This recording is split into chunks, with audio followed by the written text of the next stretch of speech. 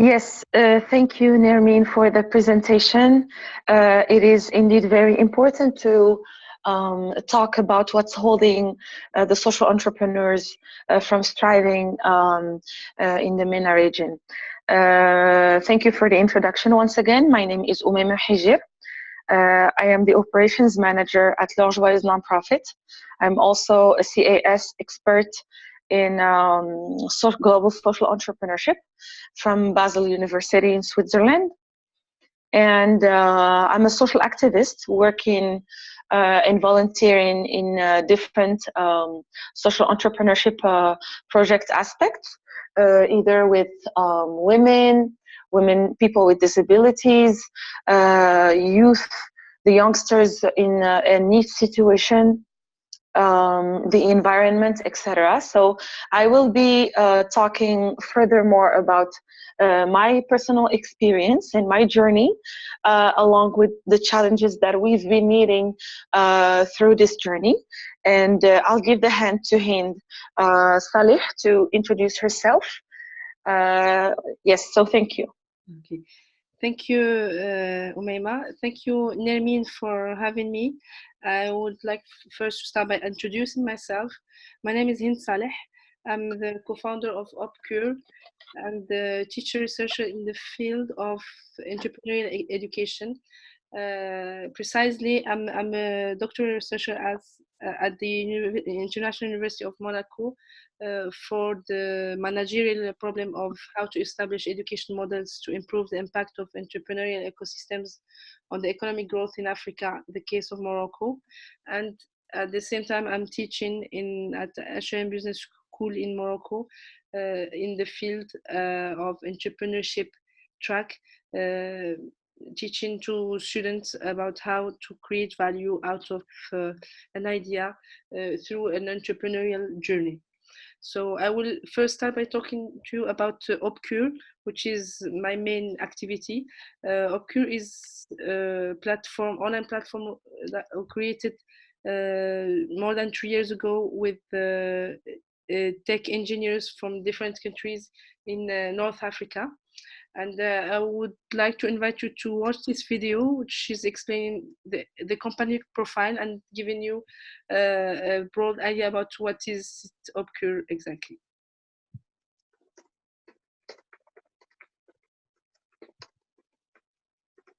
Right.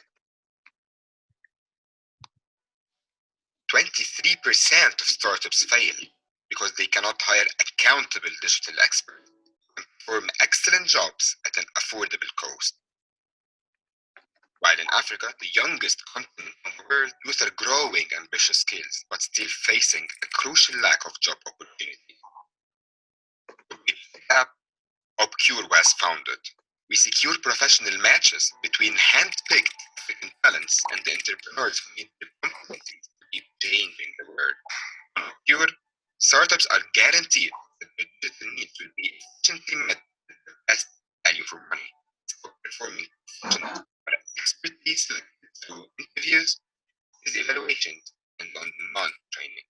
Thus, OPCURR will achieve its ultimate goal of developing opportunities for brightest minds in Africa, playing a key role in fostering knowledge growth across the continent. OPCURR, the opportunity currency. Okay, so that was an idea about what is OPCURR doing precisely, and to go more deeper into our value proposition is what we are specialized in is recruiting and training tech talents from different countries in Africa, and also orientate these talents to the right projects and the right markets according to cultural and language and geographical proximity.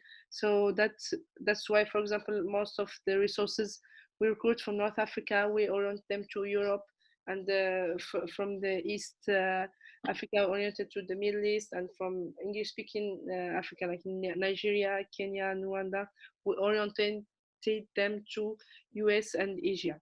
So that is one of the things that explain our value proposition. Second thing is that we are acting as trusted third party, securing professional commitments between clients and hired experts.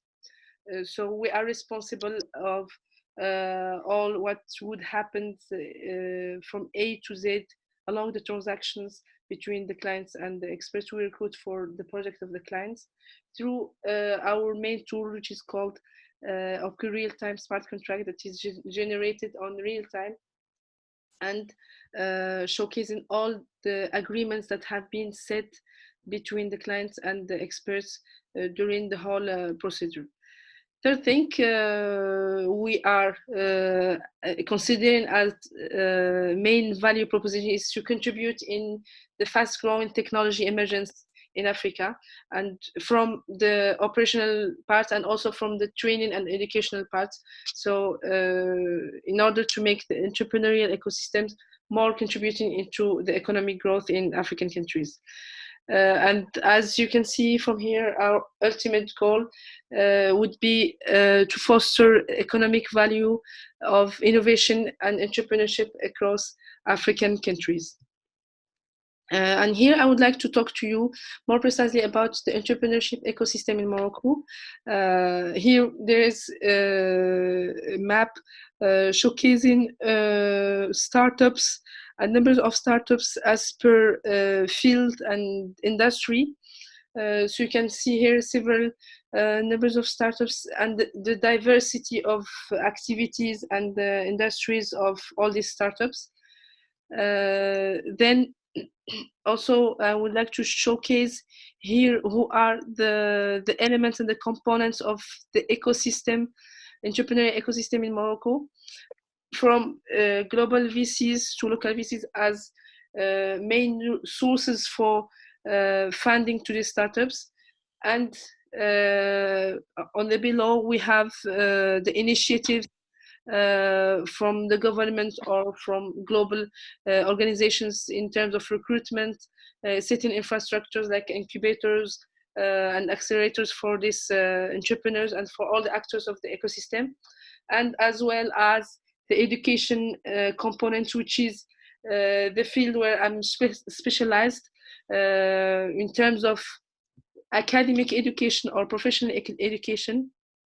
So we can see here plenty of actors like private and public organizations from universities, from high school programs like ESTEAM Morocco, which is one of the programs that's set for high school students to work and to think, to start already thinking about entrepreneurship and about the entrepreneurial idea, which is one of the biggest progress, because the earliest we think about the entrepreneurial topic in the life of our youth, the best it is to be able to create a kind of economic value.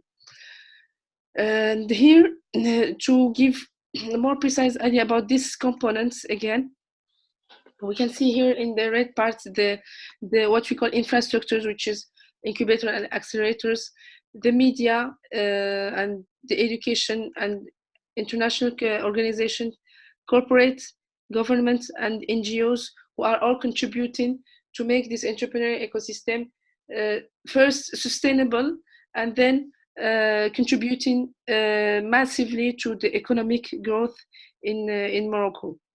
I would like to continue just by showcasing and putting a spotlight about three main elements, components of entrepreneurial ecosystem, which is first the infrastructures.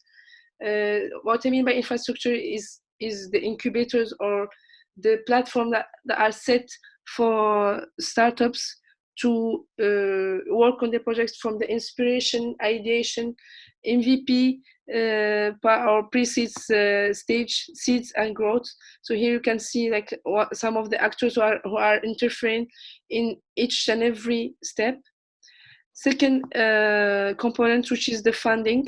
Here, as per the local situations, we can see that global funds are still the biggest holding the biggest part of funds to be dedicated for startups.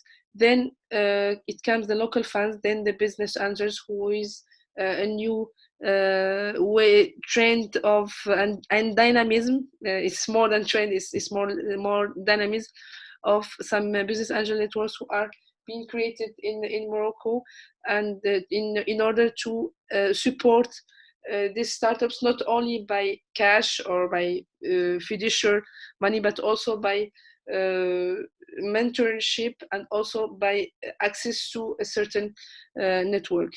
Then the last and most importantly is the role of the education.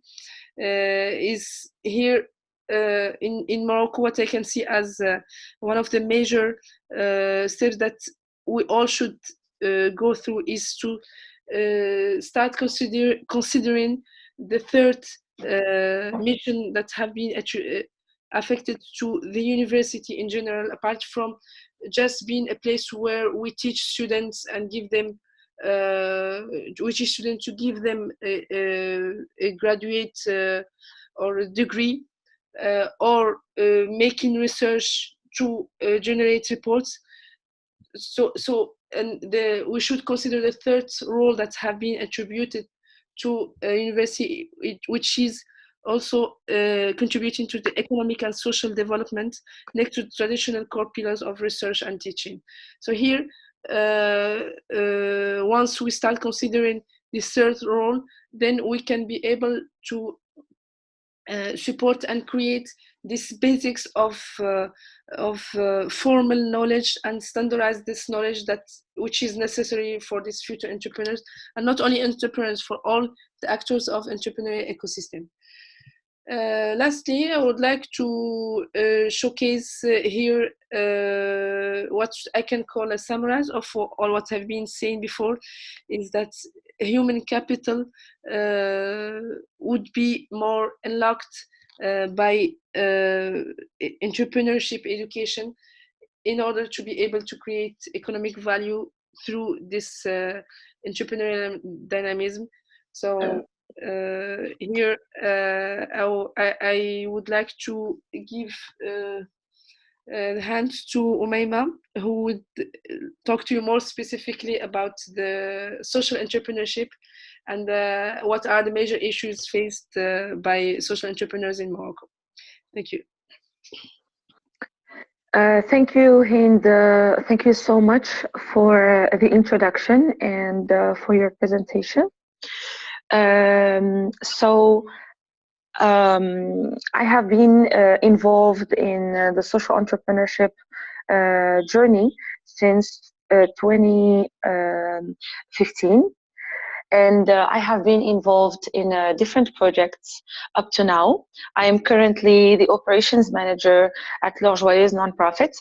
L'Or Casablanca is a nonprofit organization that has been created 60 years ago. Yes, 60 years ago, since the 1959, and its main mission is to help the people from disadvantaged backgrounds in different types of fields.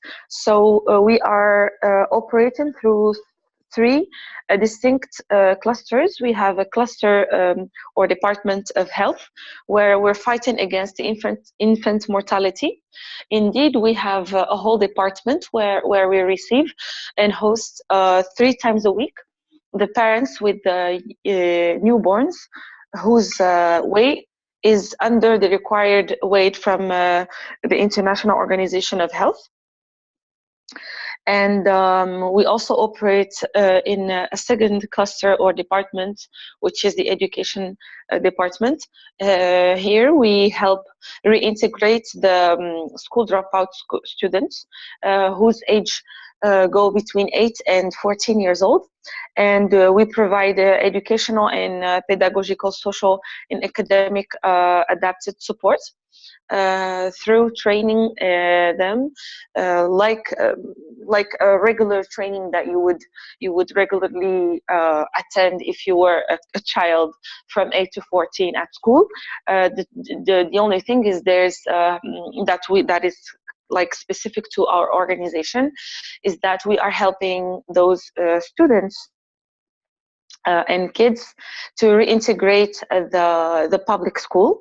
So we provide them with breakfast and lunch and school break, food break in the afternoon. We also provide them with all the necessary materials for their training. We have 3 non-formal education system classrooms where we're teaching them different types of topics, 5 days a week. So it includes mathematics, Arabic, French, civil society teaching, education, music, theater, sports, etc. So the target from this department is to help them reintegrate the public school system, and we also have a training and professional integration department. So this department's goal is to help the young NEETs reintegrate or integrate the job industry. And the NEETs is a word, NEET, that helps designate the youngsters whose age go between 15 up to 28, and who are not in employment, education, or training, who have qualifications or don't have qualifications.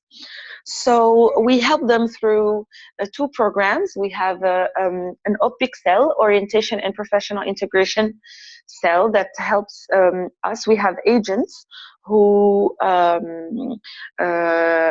every day go to the neighborhoods, peripheral neighborhoods from the Grand Casablanca, and who reach out to this population.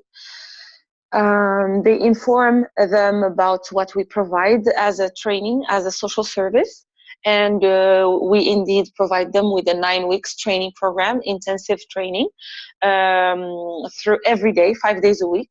They spend 4 hours a day at our nonprofit organization, and we have an orientation officer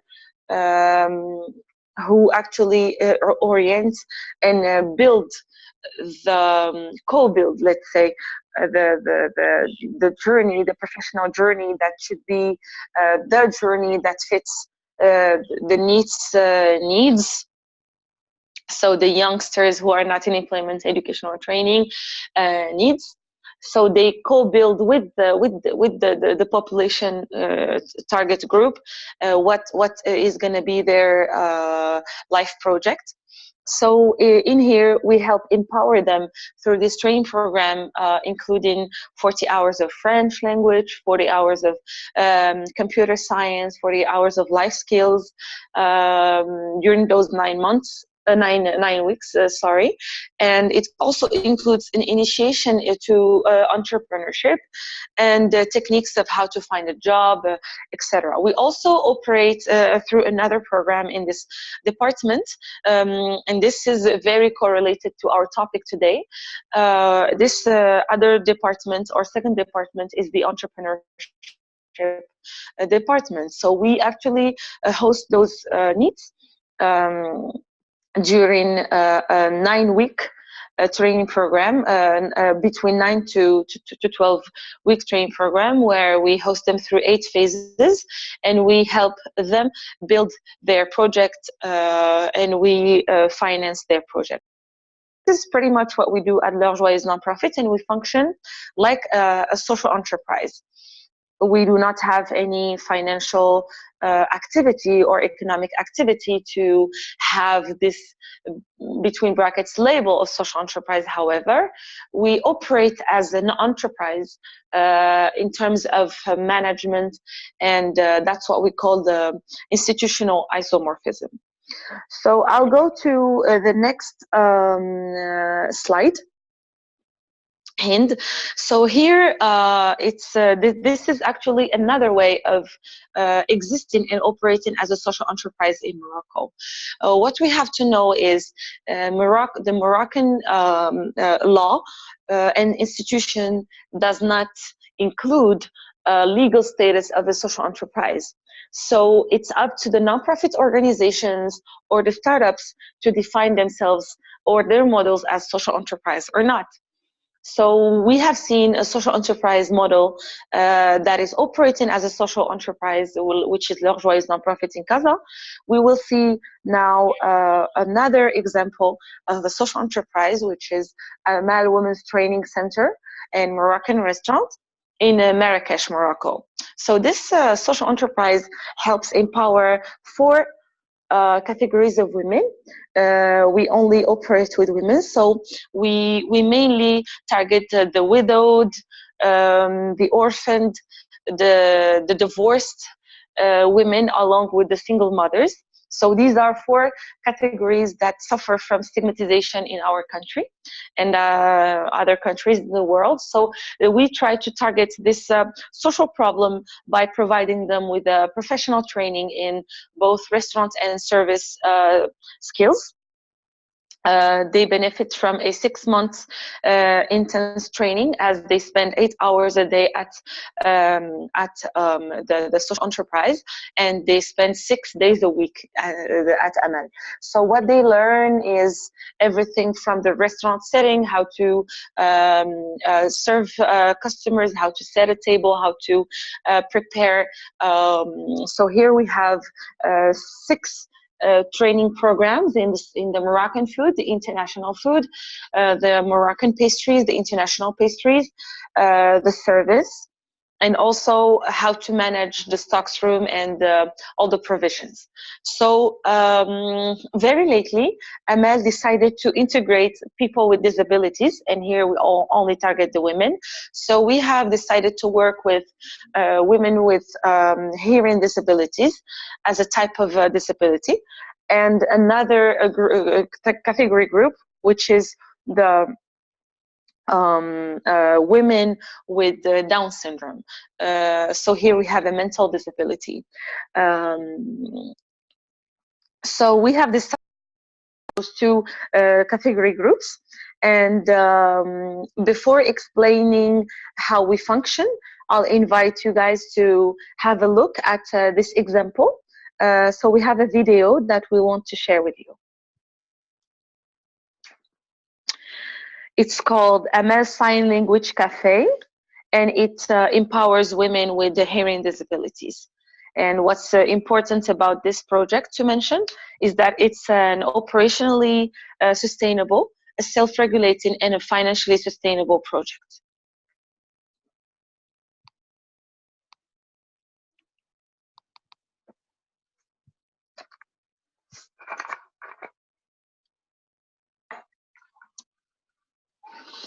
We just seem to have a technical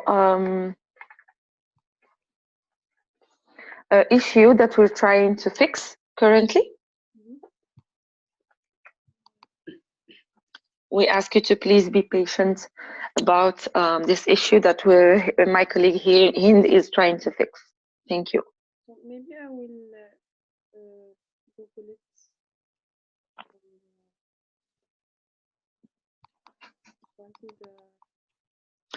If you can't, then probably you can use YouTube directly. Yeah. Okay. So it's called Amal Amal CLC. And CLC, why CLC? Because we are implanted in. I think you should go to YouTube.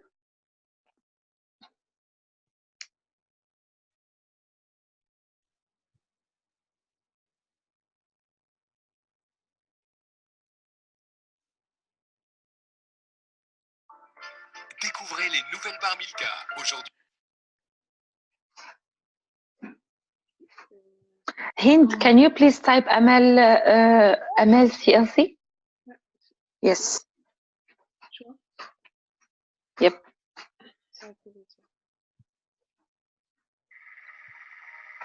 Perfect. It's a sign language cafe.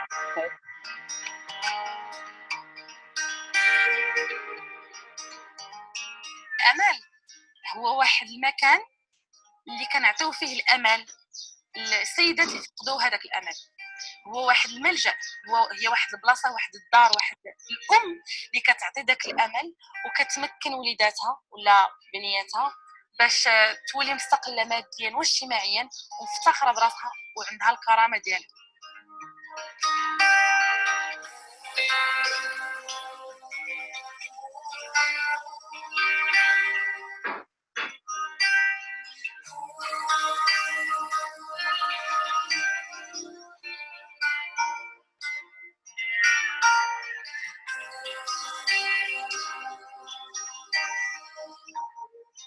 سلام، تعيطولي هكذا وسميتي سكينة SOPKAINA والكنية ديالي الإبراهيمي ELEBRAHEME.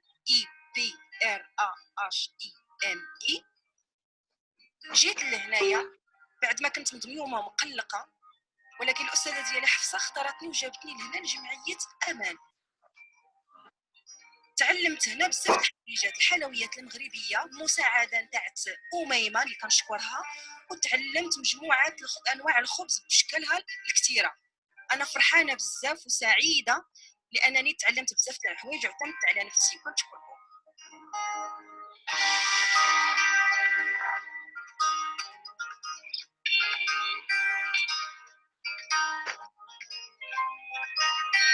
فكرنا علاش لا ما نديروش واحد المقهى تضامني للصم والبكم باش نخلقوا لهم واحد فرصه عمل وفي نفس الوقت واحد المكان اللي كيلتقيو فيه وكيحسوا براسهم مقبولين من عند المجتمع.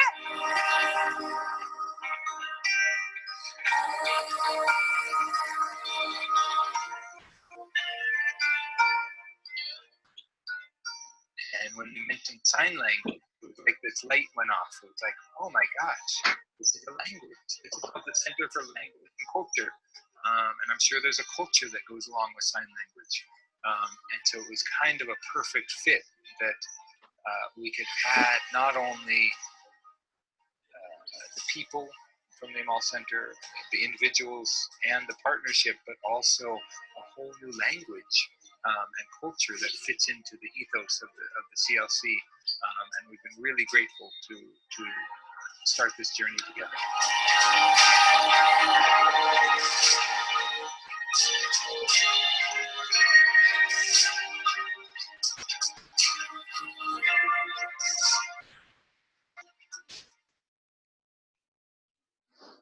Yes, thank you, Hind, for coordinating this video. So Amal is a social enterprise, is actually a successful social enterprise model in Morocco. We operate through 3 centers currently. We have a restaurant, a philanthropic restaurant, where different people come to eat every day, 7 days a week, served and homemade and training made plates and meals. So we have our practical training kitchen where we train our beneficiaries, women beneficiaries, how to cook, and they rotate through the different sections, and every 3 weeks they are going to be evaluated, and they move around from section to section, but they practically learn how to cook the food and how to serve the food. We also operate through this sign language cafe that is currently hiring 2 girls that you saw in the video, Saida and Sukaina. Both are suffering from a hearing disability, and currently this project is also financially sustainable, and we are biggering our kitchen, as we will be hiring 3 other women who have this specificity. And we also operate from a 3rd center, which is a catering center where we serve 180 meals a day, 5 days a week to school, school lunch programs around the center. So pretty much that's the ML model. We are a social enterprise because we have a financial or economic activity, but we are a social enterprise also because these women are the targeted population and they are empowered because they learn through the food that is being cooked and the food that is being served in different ways. And what happens is at the end of the 6 months training program, they are going to be integrated in the job and the labor market. Because they have learned during 6 months, the practical training in the service and the food making, but also because this practical training is completed by another theoretical training, including life skills, French, English, mathematics, job research techniques, etc. All of this to complete, because the training is not only about onions and tomatoes. The women strive and they shine through the process. And we start with women who have difficult to look at you in your eyes, and at the end of their 6 months training program they are completely changed, and they can defend an idea and be completely empowered and affirmed. So that's what's so amazing about this project. So we can move to the next slide. Here I will be talking about the challenges that we have been facing throughout this project. Actually, today I'm a consultant, a strategy consultant for Eat My Cake. It's an ethical bakery in India, and I'm also consulting for other projects throughout Morocco and Africa. And even if we are moving from a country to another country, even if the social entrepreneurship legal status exists in this specific country, the problems are more or less the same. So here I'll be talking about different challenges that we have been facing. Like in Morocco, the non-existence of the legal status itself is a huge problem, because as a non-profit organization, it is a little bit not understood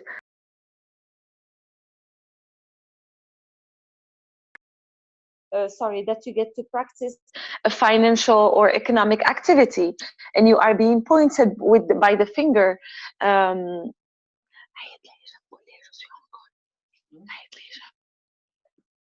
So there's also this problem, which is the confusion that is being created by the people, and you are being pointed by the finger because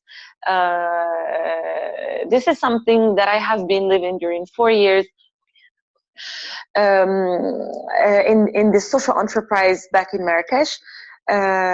People question you, how dare you be a non-profit organization and yet exert financial or economic activity? Here the answer was always the same. We do not want to depend on a foundation. We have been launched and accelerated by a Swiss-based foundation called Drosos. However, our business model was about being financially sustainable at the end of their support. So we reached that flexing point, which is the break even. We reached it way before reaching the three years. However, it's this confusion is also a challenge, because we are always faced to people questioning you, and we also have our financial reports that prove that all the money that is being generated and the income that is being generated by the activity is reintegrated in and reinjected in financing the training program of our beneficiaries. So I believe that this challenge can be fixed through a good communication and a clear communication and a visibility and a very clear transparency towards the community where you live and the stakeholders. So there's also a challenge, which is the VAT liability. As a nonprofit organization, fully oriented to empowering the women and exerting a financial or economic activity, you have to buy things and you have to deal with things and you have to sell things. However, even if the cause is 100% social, then we also have to, yet we have to pay the VAT as if another as any other economic, as any other restaurant. This was something that I think social enterprises should not deal with. And finally, finding this sweet spot in the middle between the social activity and the economic activity is a challenge, because if you, as a social enterprise or as a nonprofit organization dealing with or existing through a financial activity, you really need to find this sweet spot, because if you tend to the social side, you have no money to pay the charges and to allow the social program to exist. And if you go to the social side and forget about the economic activity, then very soon, vice versa. I mean, if you attend to the economic activity and forget about the social model or activity, then you lose all of, I will say the soul or the heart of your existence as a social enterprise. So these are a bit of challenges, some challenges that I've been facing in different structures. And I believe, and I'm sure that they are scalable with so many other social enterprises here in Morocco. So thank you so much for the opportunity of sharing our experiences here, and we'll be very happy to exchange with you, to receive your questions, and to be able to interact with you in the future. Thank you, Umayma. Thank you, Nermeen, for having us. And I hope this discussion, this webinar content would be useful and informative for most of all the audience as well.